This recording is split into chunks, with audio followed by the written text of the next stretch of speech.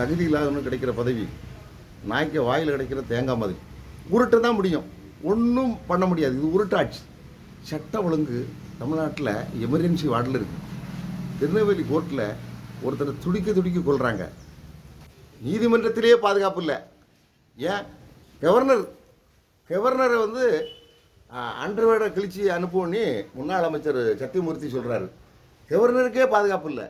அப்போ என்ன பேச? சட்ட அமைச்சர் சொல்கிறார், குற்றம் செய்கிறவன் செய்துக்கிட்டே இருப்பாங்க. இது ஒரு சட்ட அமைச்சர் பேச ஆலந்தூர் பாரதி சொல்கிறான்.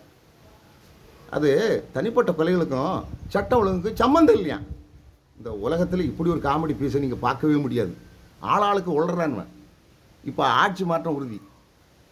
1991 திமுகவுக்கு என்ன கதியோ அதோ கதி 2026 நடக்கும்.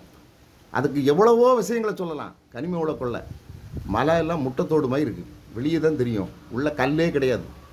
ஆற்று மணல், கனிம வள கொள்ளையெல்லாம் கூடி போச்சு.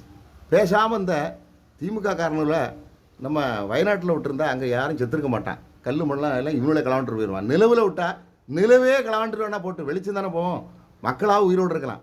இப்படி ஒரு கொள்ளக்கார ஆட்சி. ஆனால் எடப்பாடியார் ஆட்சி நீங்கள் பாருங்கள், 7.5 சாதாரண ஆட்டோக்காரனுக்கு மகளும் சாதாரண மக்களும் அரசு பள்ளியில் படித்தவங்களாம் இன்றைக்கி டாக்டர் ஆகிறாங்க.